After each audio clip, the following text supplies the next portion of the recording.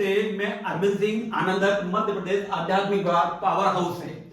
आज मैं जो चर्चा करने वाला हूं वो श्रेष्ठ मानव की, या जो आनंदमय व्यक्ति है वो आनंद किस तरह से अर्जित कर सकता है। तो आनंद को समझने के लिए हमें तीन चीजों की समझ होनी चाहिए। नंबर एक कृपा, नंबर दो ध्यान, और उसके बाद ज्ञान।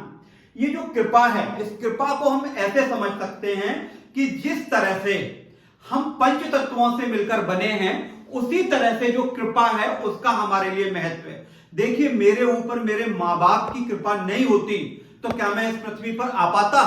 असंभव, संभव ही नहीं था।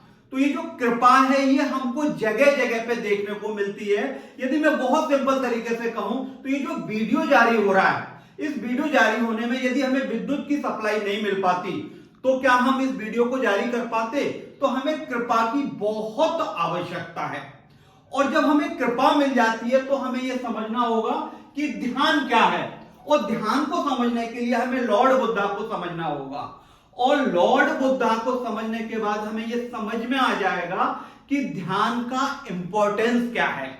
देखिए, ये जो हमारा शरीर है ना, ये मस्तिष्क के द्वारा चलता है, और ये जो मस्तिष्क है ये जो ड्राइव हो रहा है ये विचारों के कारण हो रहा है। और ये जो विचार हैं, जिसमें कभी हमारे अंदर दुख आ जाता है, कभी सुख आ जाता है, ये हार्मोन्स के कारण होता है। तो यदि हम ध्यान समझ लेंगे तो हम हार्मोनल बैलेंस हो जाएंगे। अब मैं हार्मोनल बैलेंस हो गया तो अब मैं जा रहा हूं ज्ञान की ओर। और ज्ञान को समझने के लिए लॉर्ड कृष्णा से अच्छा कोई नायक ही नहीं है पृथ्वी पर। तो जब हम लॉर्ड कृष्णा को समझते हैं, उनकी जो गीता में दिए उपदेशों को समझते हैं, तो एक्चुअल में हम समझदार हो जाते हैं। और जो व्यक्ति समझदार है वो खुश है, आनंद में है। अब मेरे पास ज्ञान भी आ गया और इसी बीच मुझे लॉर्ड कृष्णा की तरह से प्रेम करना भी आता है। अब मेरे पास प्रेम भी आ गया तो मैं अपने आप में आनंद में हो ही जाऊंगा। Thank you.